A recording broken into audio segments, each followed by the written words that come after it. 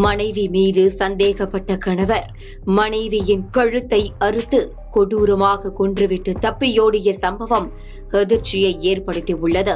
அதிலும் கொலைக்கு பிறகு புதைக்க முற்பட்ட போது பாதியிலேயே விட்டுவிட்டு தப்பியோடிய நிலையில் விசாரணையில் அதிர்ச்சி தகவல் வெளியாகியுள்ளது.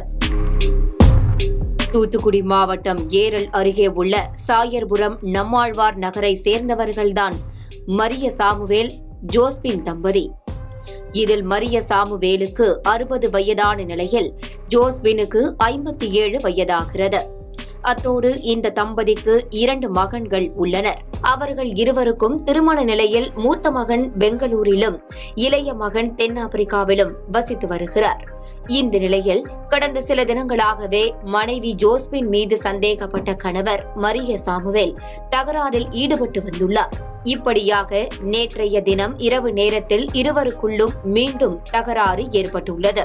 அப்போது வீட்டில் இருந்த அரிவாளை எடுத்த மரிய சாமுவேல் தனது மனைவி ஜோஸ்பின் கழுத்தை அறுத்து கொலை செய்துள்ளார்.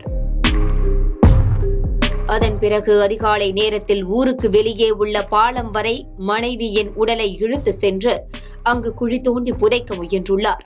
அதற்குள் விடிந்து விட்டதால் யாரேனும் பார்த்து விடுவார்கள் என்று நினைத்த மனைவியின் உடலை அங்கேயே போட்டுவிட்டு தப்பியோடி உள்ளார்.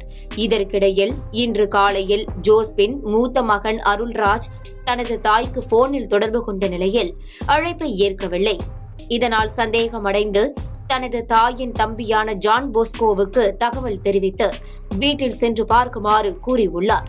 அப்படி வீட்டில் சென்று பார்த்தபோது வீடு பூட்டியிருந்த நிலையில் வீட்டின் முன்பகுதியில் இருந்து ஊருக்கு வெளியே இரத்தக்கரை இருந்ததை பார்த்துள்ளார். இரத்தக்கரையை பின்தொடர்ந்து பார்த்தபோது பாலத்தின் கீழ் ஜோஸ்பின் கொலை செய்யப்பட்டு கிடந்ததை கண்டு அதிர்ச்சியடைந்து போலீசாரிடம் கூறியுள்ளார். விரைந்து வந்த ஏரல் காவல் ஆய்வாளர் விஜயலட்சுமி மற்றும் போலீசார் உடலை கைப்பற்றி சம்பவம் குறித்து விசாரணை மேற்கொண்டு வருகின்றனர்.